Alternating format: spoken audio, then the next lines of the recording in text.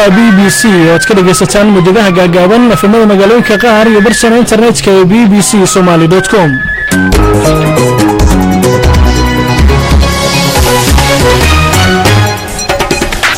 kulanti wacan oo wanaagsan dhagaystayaal idin haantiima meel baa joogtaan waa doornimo jimcaha oo taariikhdu ku beegantahay 9 bisha Febraayo sanadka 2018. arrimahan barnaamijka doornimada ku weynana waxaa kamid ah madaxweynaha dowladda federaalka ee Soomaaliya oo wareysi gaar ah siiyay BBC-da kaga hadlay dagaalka dowladda ay kula jirto xarakada al-shabaab. laba sano qabsanay waa dhab waxaan aaminsanahay insha Allah diiraahdo dalka aan mara badan aan ka xoreyno shabaab dagaalkan runtii waxaan isleeyahay inuu iftiimin istaxarimo yaa asaas u ah in laga adkaado shabaab. xildhibaanada aqalka wakiilada dalka Mareykankana waxay isku raaceen ansixinta xeerka miisaaniyadda si ay u soo shaqeeyaan xafiisyada dowladda Masarna waxay sheegtay inay bilowday howlgal ka dhan ah kooxaha ka dagaalama dalkaasi. waxaa kaloo barnaamijka ku maqli doontaan boorka weynaha ka fakkan hoos fadhiya waana cabsanayaa saacadna iimaanna moogi inuu gobolkii dhici inuu waagii bariyo garan maayo dad badan oo ka naga cararayo halkaa ka fadhiyaana way jiraan oo markay arkaan kafanta toodinayana way jiraan. warbixin aad cajiib badan oo ku saabsan dukaan lagu iibiyo kafanta iyo sida shacabka reer Jigjiga ay u arkaan iyo dabcan ciyaarihii.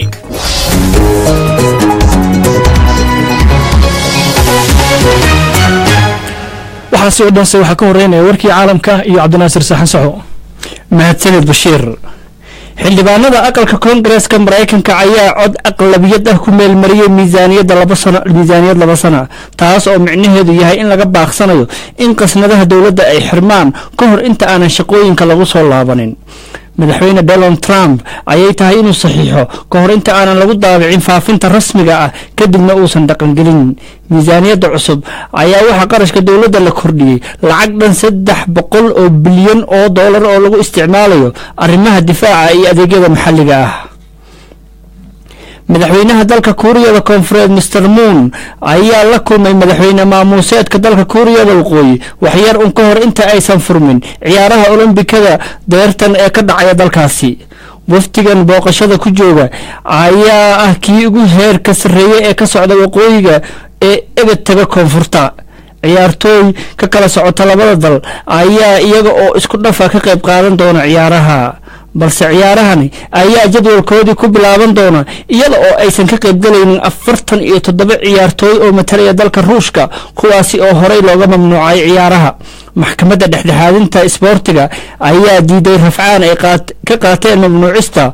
oo ay ku mutaysteen qaadashada maadooyinka tamarta kordhiya oo ay dawladoodu kala shaqeysay si ay ugu guuleystaan bilaba aysan u qalmin. ciidamada xoogga dalka Masar ayaa sheegay inay bilaabeen howlgal ballaaran oo ay dalka oo dhan oo ay ku baacsanayaan kooxaha argagixisada. afayeen u hadlay ciidanka ayaa sheegay in inta badan diiradda la saari doono gacanka Sinai halkaasi oo kooxaha hagjirka ay ku badan yihiin. waxaa jira baaqiyo cusub oo ku wajahan in la joojiyo dirarta ka socota dalka Suuriya kadib markii golaha ammaanka ee qaramada midoobay ay ku guuldareysteen inay ansixiyaan qorshe xabad joojin cusub ah. wasiirka gaashaandhigga Faransiiska ayaa sheegay in loo baahan yahay in la joojiyo duqeymaha xagga cirka ah si gargaarka bini'aadanimo loo gaarsiiyo dadka u baahan. guddiga tartanka furan ee dalka Hindiya ayaa shirkadda Google ku ganaaxay lacag dhan 21 milyan oo dollar maadaama ay ku xadgudubtay saameynteeda badan ee suuqa. guddiga ayaa waxa uu sheegay in shirkadani xogaha internetka looga baarto ay sameysay ku aadan shirkadaha tartanka kula jira iyo macaamiisha marka ay macluumaadka raadsanayaan. ugu dambeyntiina unug ka mid ah kuwa sida gaarka u tababaran oo ka tirsan ciidamada badda ee Mexico ayaa soo qabtay nin hormuud ka ah koox burcad ah oo lagu magacaabo Zetas oo ka ganacsata maandooriyaha kana howlgasha koonfurta Mexico. wasaaradda arrimaha dibadda ee Mareykanka ayaa horey ballan qaaday lacag dhan 5 milyan oo dollar oo abaalmarin ah cidii soo sheegta xog horseedi karta in la soo qabto ninkani oo lagu magacaabo Jose Mario Guzar. warkiina waa naga intaa. saxaad buu mahadsan dhageystayaal imkana u diyaar garooba qaybaha kale ee barnaamijka. waxaa ka dhageystayaal sidaad maqlayseen madaxweynaha dowladda federaalka ee Soomaaliya Maxamed Cabdullaahi Farmaajo oo haatan dhameystay sanadkiisa ugu horeeyay tan iyo markii xukunka dalka uu la wareegay Febraayo sanadkii la soo dhaafay 2017 ayaa wareysi gaar ah uu siiyay laanta afka Soomaaliga ee BBC-da waxa uu kaga hadlay arrimo dhowr ah oo quseeya ammaanka waddanka. haddaba qayb ka mid ah wareysigaasi ayuu madaxweyne Farmaajo waxa uu kaga hadlay dagaalka dowladda kula jirto xarakada al-shabaab. madaxweynaha oo u warramay wariyaha BBC-da Cali Nuur Salaad ayaa ugu horeyntii waxa uu ka hadlayaa sanad kadib waxa uu ku qiimeynaya waxqabadka dowladdiisa. anigu waxaan dhaxlay 3 arrimood oo aad iyo aad u adag inay ugu horreeyso saas oo kale intaasan qiyaas ay dhaxlay waxay ahayd dad ku dagaal ayuu ku jiraa muddo 10 sano dagaal ayuu ku jiray oo shabaab kula jiray qaraxyo badan iyo dhimasho badan iyo qax badan iyo abaaro badan oo koosgoraysay ama abuurtay colaadaas. tan labaad waxay ahayd dhaqaale xumo institutionska dhaqaalaha oo aan dhisnay intii dhaqaale la'aanna lama maamuli karo waa adag tahay. tan saddexaadna systemkii dowladda oo aad u jilicsan oo aan dhammaystirnayn oo hadda weli dhismihiisa ku jira. saddexdaasna waa saddexda intii dowladuhu ugu kala duwan yihiin. muddo 2 sano ayaad qabsatay inaad ku soo afjarayso colaadda al-shabaab sanad ka mid ah waa intay ilaa xaggee gaartay aad isleedahay? 2 sano qabsana waa dad waxaan aaminsanahay insha allah haddii yidhaahdo waasan dalka in aan meelo badan aan ka xoreyno shabaab. muddo badan waa dagaalkaan socday dagaalkaan runtii waxaan isleeyahay iyada laftigeeda 3 arrimood waa asaas u ah in laga adkaado shabaab. kow waxaa weeye dowladda horta inay tahay dowlad stable ah oo system stable ah leedahay oo xasiloon macnaheedu ay tahay kala shaqayn dhexdeeda ah oo leedahay oo uusan jirin wax caqabadaha iyo wax khilaafaad ah. maxaa yeelay marka dowladda khilaafaad dhex yimaado waxaa khasab ah inay ka faa'iidaystaan oo inta la isku mashquulsan yahay ama dowladuhu isbedelaya oo dowlad cusbaanayso inay ka faa'iidaystaan. tan labaad waxay tahay oo looga hortegi karo looga adkaan karo keliya maaha qura caanadiisa waa in dowladda ay shaqayn fiican leedahay shacabka Soomaaliyeed. laakiin madaxweyne markii la arko madaxweynihii dalka oo tuuto xiran dadka soo hor istaaga ugu baaqa in la dagaalamo oo shabaab la iska celiyo miyaysan ka dhignayn in jawaab degdeg ay ka timaado? waxay ka dhigan tahay dhiirigelinta ciidanka iyo diyaargarow ay ka dhigan tahay. hawshaasna meel fiican ayay noo maraysaa. ciidankii waa diyaarsan yahay waxay u baahan yihiin qalabka u baahan yihiin fasbiyan maaha inay dhammaystiran yihiin laakiin dee waxay ku welgel lahayn waa haysanaa haddii ay dhahay dhismaha ciidankaas soo hadal qaaday shirkii London waxyaabihii looga hadlay waxaa ka mid ahaa ciidanka sida loo qaybsanayo. ma ku qanacsan tahay in goboleedyo loo qaybiyo ciidamada qalabka sida? waxaan rabaa inaan si cad aan u qeexo tirada ciidanka iyo sida u hurgalaya. ciidankan waxa weeye ciidankii xoogga dalka Soomaaliyeed hal qaliyuu leeyahay taliyahaas yaan amar ka bixinaya qaybaha meelahay kala joogaanna isaga amar ka qaadanaya. macnaheedu waxay tahay isaga magacaabaya isaga mushaharada annaga mushaharada bixinaya marka meelahay kala joogaan kaliya way bacdamaadee qaabkii dagaalkii isbedelay oo waxaan la dagaalama ay yihiin cadow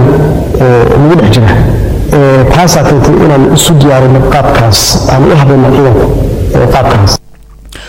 kaasi wuxuu ahaa madaxweynaha dowladda federaalk ee Soomaaliya Maxamed Cabdullaahi Farmaajo oo u warramaya wariyaha BBC-da Cali Nuur Salaad. waraysigaasi oo dheer dhegeystayaal waxaad ku maqli doontaan idaacadaha dambe. sidoo kale waraysigaas qayb kale oo ka mid ah waxaad sidoo kale dhegeysan doontaa maalinta berita hadduu alla idmo. markana dhanka waddanka Mareykanka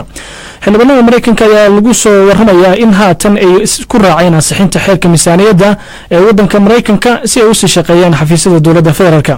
haddaba warkan oo ah mid haatan la soo gaaray waxaa isha soo mariyo oo stuudiyaha igula sugan ciise haye. bashir sidaad sheegtay sharci dejiyaasha Mareykanka ayaa ansixiyey miisaaniyad 2 sano ah taasoo macnaheedu yahay in la soo afjarayo 3 toddobaad oo la isku mari la'aa miisaaniyadda dowladda. marka talaabadan aqalka sanadka iyo kan baarlamaanku way ogolaadeen laakiin waxay weli u baahan tahay inuu saxiixo madaxweyne Donald Trump. miisaaniyadda dowladda dhexe ay ku bixiso adeegyada dadweynaha waxay dhamaatay xalay saqdi dhexe kadib markii aqalka sanadka uu ka soo bixi waayay waqtiga loo qabtay in arrintan u codeeyaan. marka bashir qorshahan oo ka kooban 600 oo bog waxa uu soo jeedinayaa in qarashka dowladda lagu kordhiyo 300 bilyan oo dollar oo lagu bixinayo dhinacyada gaashaandhigga iyo adeegyada gudaha. marka aqalka sanadka waxay dhibaato kala kulmeen diidmo daqiiqadii ugu dambeysay waxayna uga timid mudane ka tirsan xisbiga jamhuuriga oo la yiraahdo Paul Rand taasoo keentay in waqtiga loogu talagalay ay codeeyaan. marka haatan waa la meelmariyay arrintaasna waxay soo afjartay 3 toddobaad oo la isku mari la'aa miisaaniyadda dowladda. aad baad u mahadsantahay ciise. wixii ku soo kordhay waxaad ka markaasi ka daalacan kartaan barta internetka ku leenahay ee bbcsomali.com. BBC waxaad ka heli kartaa wararkii ugu dambeeyay ee Soomaaliya iyo caalamka oo dhan maalin walba. وهاجا dhegeystayaal waxay noo soo socdaan warbixin aad u xiiso badan ku saabsan dukaan lagu iibiyo karfanta oo ku yaala magaalada Jigjiga balse markana bariga dhexe militariga wadanka Masar ayaa waxa uu sheegay inuu bilaabay howlgal ka dhan ah ururada ka dagaalamay wadankaasi Masar afayna hadlay militariga wadanka Masar ayaa waxa uu sheegay in howlgalkan diiradda lagu saarayo gacanka Sinai iyo dhulka Saxaraha ee wadankaasi hadaba warkii ugu dambeeyay waxay noo faahfaahinayaan tafatiraha BBC-da laanta afka Soomaaliga Cabdullaahi Sheekh Cabdirasaaq kani waxa uu qayb ka yahay howlgallo dhowr ah oo dawladda Masar ay ka fulinaysay ee gobolka Sinai iyo goboladaasi kale tan iyo markii militariga uu xukunka ka tuuray madaxweynihii hore ee Islaamiga ahaa ee Maxamed Mursi dawladdu waxay leedahay waxa aagaasi ka howlgala dad argagixiso ah militariga waxa uu leeyahay howlgalkan diiradda waxa lagu saari doonaa gobolka Sinai oo qayb ahaan jasiirad ah labada dhinacna ku kala haya Israa'iil iyo Gaza horaantii dadka reer Gaza Sinai ay u adeegsan jireen inay badeecado ka helaan ayagoo adeegsanaya godod ama dhuumo dhulka hoostiisa mara laakiin tan iyo markii uu madaxweyne Cabdul Fattah Asiisi uu xukunka la wareegay arrimahaasi waa ay yaraadeen oo dawladdu waxay bilowday howlgallo lagu burburinayo hogga dhulka hoostiisa ku yaala ee alaabaha aasaasiga ah lagu gudbiyo marinka Gaza Abdullahi aad buu mahadsan yahay markana Jigjiga dhageystay haddii aad arki jirtay dukaan u gooniyaha qalabka dhismaha ama bagaashka oo dadku alaabahaasi ka iibsadaan maantana waxaan idin haynaa dukaan qof nool uusan waxba ku lahayn oo inta dhimatay oo kaliya loogu talagalay waa dukaan ku yaala magaalada Jigjiga ee dowladda deegaanka Soomaaliya Itoobiya oo lagu iibiyo karfanta iyo waxyaabaha kale ee meydka lagu talagalay waxaana ku dhagan boor ama tabeelo weyn oo ku sawiran yahay qof meyd ah oo la karfanayo isla markaana ku qoran tahay ku soo dhawaada dukaanka reer aakhiraadka arintan oo keentay in dad badan ay ka argagaxaan wariyaha BBC-da uga soo warama deegaankaasi ee dowladda deegaanka Soomaaliya Itoobiya Cabdinaasir ayaa sheekadan inoo haya waxaan taagnahay dukaan farwa weyn ay ku qoran tahay waxaanayna dharka aakhiro iyagoo ula jeeda kafanka dadku markuu dhinto lagu kafo ayaan haynaa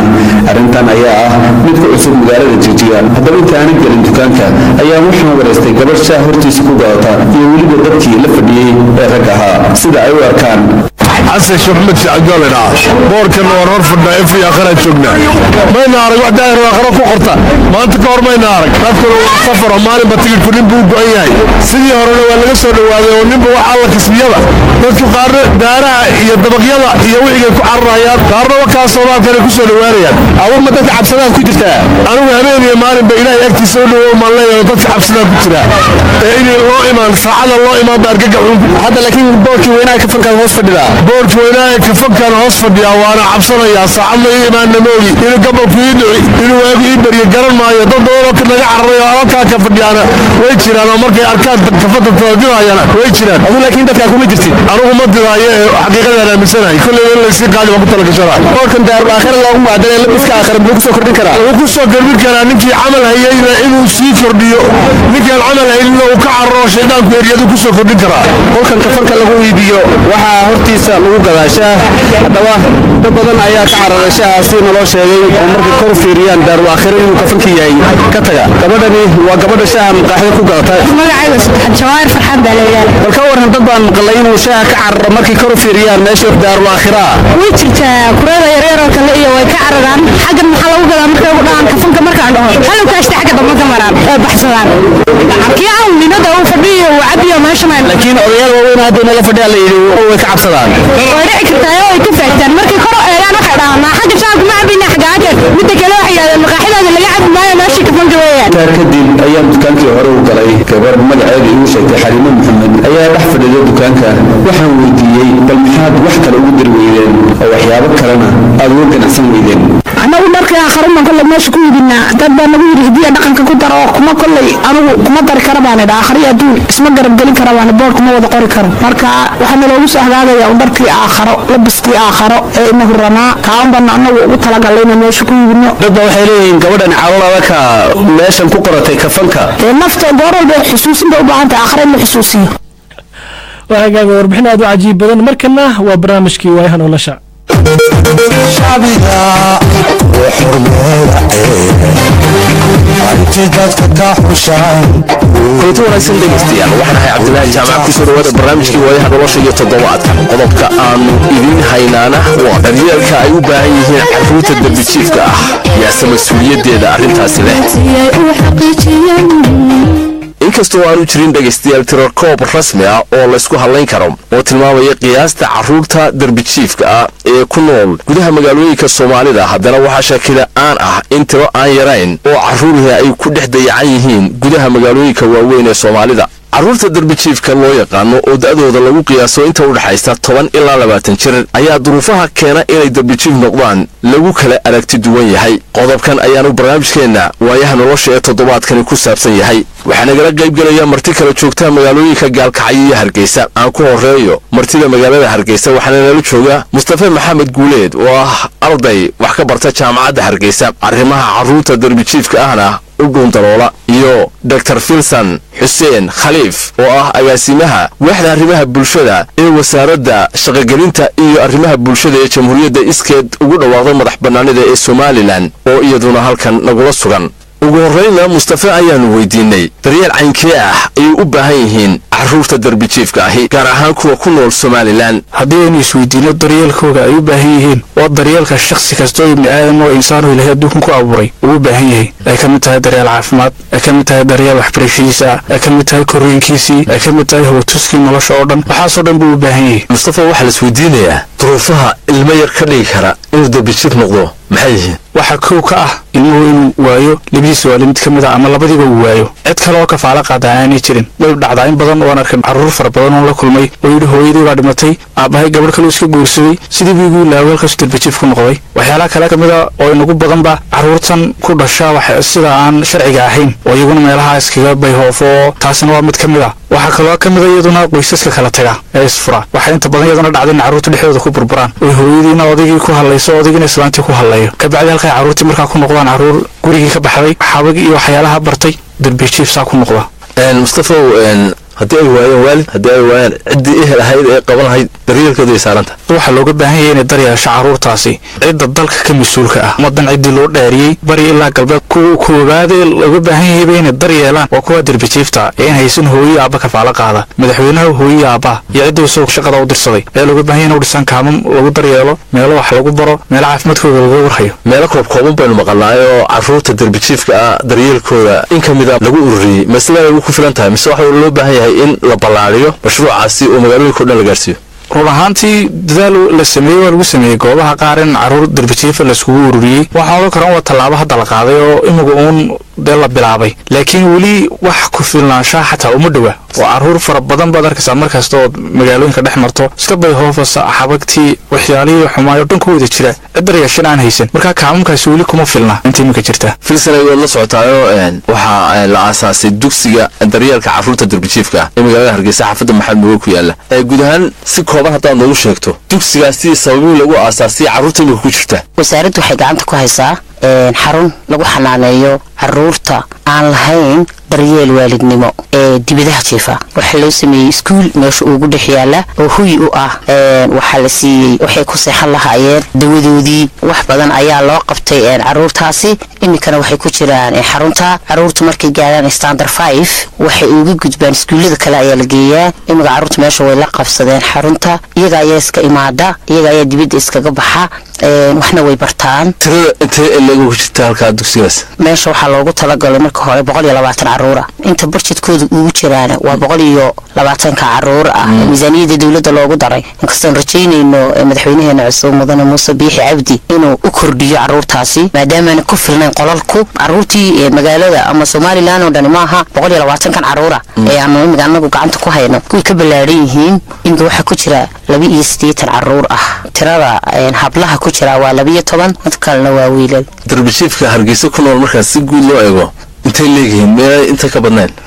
aad iyo aad bay uga badan yihiin intii karaanka yaga ah unbaanu qaban karnaa dawladda Chinaha ayaa noo dhistay imika 2 class iyo meeshii cuntada ay ku cuni lahaayeen hool weyn oo ay caruurta ku cunteeyaan caafimaadkooda iyo cuntadooda iyo noloshooda dharkooda waxa ka maqan kalgacalkii waalidnimo. wasaaraddiinu wax tira koob ka haysa Somaliland darbijiifka caruurta ah ee aan daryeelka haysan walaal tira sax aan ku sheegi karaa imika ma jirto laakiin waxaan u baxnay meesha koowaad gobolada Somaliland oo dhan si aan qiimeyn ugu soo sameeyno xarumaha ka jira ee dhammaan caruurta lagu xanaaneeyo qaar culimo ama wadaado ayaa gacmaha ku haya qaar dad qurbo jooga waa gacmaha ku haya qaar hay'ado baa gacmaha ku haya si aan u ogaano caruurtan meesha ku jirta iyo waxa ay yihiin xaaladda ay ku sugan yihiin waxbarashadooda ama waxa loo dhigo waayo waxaba laga yaabaa in wax kale lagu tababaro manhajyo kale loo dhigo Hargeysa oo kale weli way ka socotaa dadka soo kormeynaysa in caruuraha haya marka ay laftigooda la eego maqaar idinka sharci ka haysta oo idinku oo ogolaateen in caruur ururiyaan ama darbijiif ahaadaan ama agoonha ku sheegaan ma dad aad idinku u xil saarteen ba mise waa dad iskoodu iska urursada caruur oo meel ku haysta kulleeto wasaaradda sharci kama haystaan sababta aanu imika aanu yani u tirikoobeyno in xogtooda dhabta inaanu helna ay tahay dadkani waxa nagu kalifay waa saas waxa jira meelo badan oo aan ogeyn annaga qaranka ugu mas'uula caruurta Somaliland iyo dadka nugul oo dhan sida aawadeed waxaan ku sameeynay tirikoobkaasi xaqiiqatan imika waxaan rajaynayaa oo qorshahan ugu jira in la kordhiyo oo loo dhiso xarumo gobol walba laga dhiso maadaama darbijiifka Hargeysa kaliya ahayn gobol walba darbijiif baa jira aad buu mahadsan yihiin martidaasi magaalada Hargeysa la joogtay goor dhageystayaal magaalada Gaalkacyo ayaynu tagi doonaa oo aynu waliba qodobkan sii qaada dhigi doono balse marka hore dhinaca Facebooka dhageystayaasha halkaasi barnaamijka kala socda qodobkan wixii ay ka yiraahdeen waa tan Mula Maxamuud khadar suuq salaad oo jooga barad xaabo waxa uu yiri caruurta darbijiifka ah waxay mas'uuliyad ka saaran tahay dawladda iyo hay'adaha u dooda xuquuqda aadanaha waxaana loo baahan yahay inay u sameeyaan goobo cuntada lagu siiyo xarumo waxbarasho iyo goobo lagu daryeelo dhageystahaasi iyo dhageystayaasha kale ee tirada badan leh ee aragtiyaha la wadaaga aad bay u mahadsan yihiin wararkii ugu dambeeyay waxaad ka dhageysan kartaa laanta afka Soomaaliga ee BBC ama waxaad ka akhrisan kartaa bbcsomali.com dhageystayaal aan sii wadno qodobkii aan kaga hadlaynay daryeelka ay u baahan yihiin caruurta darbijiifka ahi wariye Burhaan Maxamed Cabdi ayaa magaalada Gaalkacyo waxa uu kula kulmay marti kala duwan oo uu ka mid yahay Dr. Bashiir Axmed Khalaf oo isagu khabiir ku ah dhinaca daryeelka caruurta waxaanu marka hore weydiiyay xaaladda caruurta darbijiifka ee ku nool Puntland waxa uu ku tilmaami lahaa waxaanu yidhi caruurta darbijiifka ah runtii caruur badan weeye awalna iyadoo ay badnaayeen baa misna abaarihii dhacay sanadkii hore waxay keeneen caruur badan oo miyiga ka soo qaxay oo magaalooyinka ku soo biray waaweyn ee Puntland marka caruur fara badan oo darbijiif ah oo cid ka mas'uul aan arag oo waxbarasho aan helin baa ka buuxda Puntland caruurtaas ma helaan wax daryeel ah caruurtaasi wax daryeel ma helaan waxbarashana ma ay helaan in yar baa laga yaabaa hay'adaha samafalada iyo wasaaradda waxbarashada iyo inay hayaan laakiin tiro aad u fara badan oo waxbarasho helin iyo daryeel baa buuxda waxa ka warantaa caruurtan ma waxay isugu jiraan kuwa waxbarashada ka saaqaday mise kuwa aan weligood waxbaran caruurtu laba nooc ay isugu jiraan kuwa waxbarashada ka saaqiday oo dugsiyada sare markay bilaabeen ka saaqida iyo dugsiyada dhexe markay soo gaaraan qaybaha dambe 7aad iyo 8aad ka saaqida kuwaas way jiraan kuwa aan waxbarashada helin oo miyiga ka soo galay oo iska darbijiif noqday baa jira oo wax helo u jooga magaalooyinka aan arag yaa laga rabaa mas'uuliyadda caruurtaas mas'uuliyadda waxaa laga doonayaa awalan dawladda waayo waxa la wixii waxbarasho dawladda ka mas'uula wasaaradda waxbarashada dawladda uga mas'uula iyo tacliinta sare in caruurta waxbarasho ay helaan waxa kaloo mas'uuliyadda ay fuulaysaa hay'adaha samafalada ururada ka shaqeeya iyana waxbarashada way ka shaqeeyaan hay'adaha waxbarashada ka shaqeeya iyana mas'uuliyadda ka yihiin in caruurta waxbarasho siiyaan iyo hay'adaha internationalka labadaba sidoo kale dadka ganacsatada leh waxa garad kale dadka muxuu ahaa awood dhaqaale leh iyana waxa laga doonayaa inay caawiyaan caruurta noocaas oo waxbarashadooda iyo daryeelkooda ay ka fikiraan waa loo baahan yahay sidee loo caawin karaa marka caruurtaas horta in la ururiyo weeye oo dugsiga la geeyo hooy iskuul isku jira way sida ugu habboon oo caruurtaas runtii lagu daryeeli karo waxbarashada loo siin karo wax dhibaato ma ku hayaan dadka bulshada wax dhibaato ay ku hayaan markuu noqdo ilmuhu darbijiif ama qof aan meel ku sugnayn wuxuu bilaabayaa dhaqan xun qaadkay baranayaan daroogaday baranayaan tuuri noqonayaan marka dadka dhacayaan moobiladii habeenkii magaalada ka furtaan caruurta noocaas marka dhibaato weyn bay ku hayaan bulshada naftoodana oo ku hayaan oo dad badan oo bulshada wax tar lahaa oo lumaya way dadkaas waxaan soo jeedin lahaa in ilmaha la urursho wasaaradda waxbarashada iyo hay-adaha samafalada tirakoob saxa horta inay sameeyaan oo survey inta sameeyaan caruurta tiradooda la helo deegaanada waaweyn iyo meelaha hadda IDB-yada ah ay kusoo qaxeen inta la tago caruurta liis inta la gasho in maaragtay waxbarasho loo furo in badan oo ka mid ah xabsiyada hadda ku jira waa la socda anigu dadna waxbarasho ku habboon waxbarashadooda la siiyo barnaamijkeena sidoo kale waxaan ku wareysanay Jamaaluddin Cuuke oo ku takhasusay horumarinta qoyska jamaal caruurta darbijiifka ee Puntland ma haystaan waxaana ma jiraan horta soo dhahan caruur darbijiifa way jiraan magaalooyinka waaweyn maxaa yeelay waxaa jirta markasta oo bulshadu meel isugu timaado waxaa jira caruur dayacan caruurta dayacan ayaa waxay markay waaweynaadaan oo ay koray noqdaan marxaladaha dhowr iyo 10 jir waxay noqdaan darbijiif waa kuwa drop out ka ah oo iskuulada ka hara waa kuwa qaxootiyaasha markii ay soo galaan magaalooyinka xanaano markay waayaan kadib waxay la qabsadaan noloshaas qalafsan kadib halkaas waxaa ka helaya dad si xun uga faa'iideysta caruurta marka caruurta darbijiifka way jiraan marar badan ayaan ku aragnaa magaalooyinka waaweyn caruurtan ma haystaan wax xanaana anigu weli ma arkin waxaa jira dhalinyaro marmar isxilqaanta oo maaragtay caawisa laakiin ma jiraan institutiono caruurtaas ururisa waxaan filayaa arrin aad loogu baahan yahay maxaa yeelay markasta oo bulshada ay bataan caruurta dayaca ku jirta markastoo ay bataan caruurta iskuullada ka haraysa oo iskuul drop out-ka ah markastoo ay bataan ilmaha la dayaco tusaale ahaan waxaan arkay sanadkii hadda tegay aakhirkiisii hooyo ilmaheedii oo nool oo agoon ah ka tagtay oo aan cid kale ku dhaafinin oo ka tagtay waxaan sidoo kale arkay oo hooyo caruur badan hooyo sidaasoo kale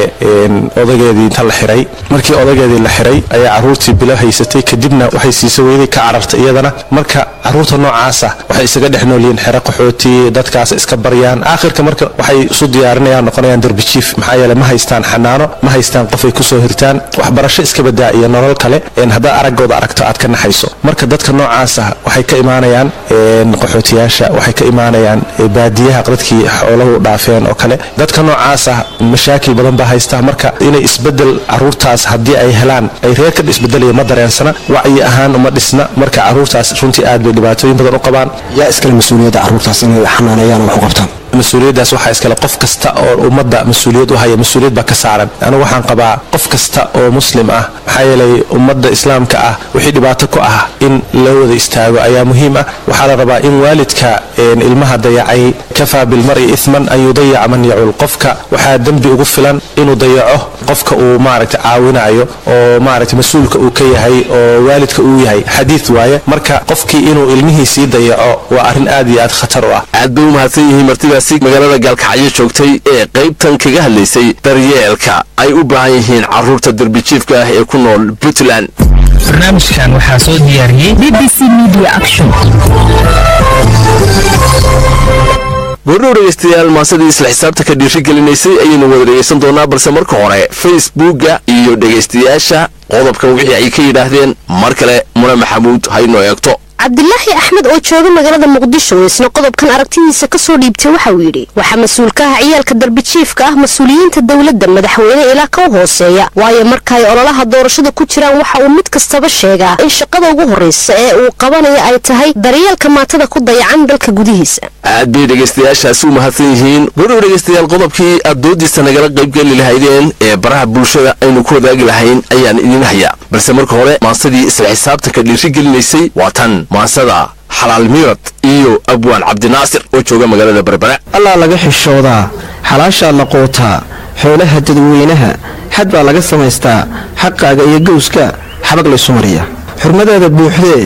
rabbi kugu xayaabiyo shaarhkaaga xararka leh layskama xayuubshoo sharaf lama xaraashee xilkasnimo ku dheerow xayndaabka noloshiyo xeerkiyo dastuurkiyo xuduudaha shareecada nafta lagama xooroo xadka lagama saaree xukun oo haduudsiin xurmo waxa ku siin kara dadka aad xushmaysiyo inta aad xaqdhowrtee xubintooda siisee ninka aad xumaysaa isna waa ku xiijaa xil waxaad ku leedahay xakamaha naftaadiyo xaqa waalidkaagiyo xididkiyo xigaalkiyo xaajada islaamkee xiska qodobadaa geli waa xero adduunyadu ninba xool ku noolyo xidhku waa bariisto kalaa xeerar weeye kala baro xogtoodo xigmad iyo aqoon dhef aad buu abwaanku u mahadsan yahay. toddobaadka dambana qaybo kale oo maansooyinka isla xisaabtanka dhiirigelinaya ayaan halkan idinku hayaa. toddobaadkan dhegaystayaal intaynaan barnaamijka gabagabayn haddii aan idin sheego qodobka aanu jecel lahay doodiisa inaad nagula wadaagtaan bartaan facebooka ku leenahay BBC Media Action Somali. waa qodobka ku saabsan sababaha badiya shilalka baabuurta iyo weliba waxa laga qaban karo. kasoo dhiibta aragtidiina idinka oo barta Facebook aan ku leenahay nagula wadaagaya. aad buu mahadsan yahay saxaabtaasi dhegaystayaal. intaa ayaanu kusoo gabagabaynaynaa idaacaddii duhurnimo, balse markana cayaarihii haddii aan sidoo kale eega kooxda Leicester City ayaa waxaa markaasi haatan lagu wadaa inuu dib ugu soo laabtay Riyad Mahrez oo lagu waday inuu u wareego dhanka kooxda Manchester City kadib markii ay isku fahmayeen dhaqaalaha markaasi lagu iibinayo ciyaaryahankaasi. inta ayaan dhegaystayaal kusoo gabagabaynaynaa idaacaddii duhurnimo uu soo saaray Ciise Xaaji, waxaana idinla socodsiinay anigoo Bashir Maxamed Caata. galabta haddii ay beedmo barnaamijkii dooda ayaa jira hamogaanin oo fikirkiina aad kaga soo dhiiban kartaan bartaan Facebook ku leenahay BBC Somali. tan iyo 5 galabnimo sidaas iyo nabadgelyo.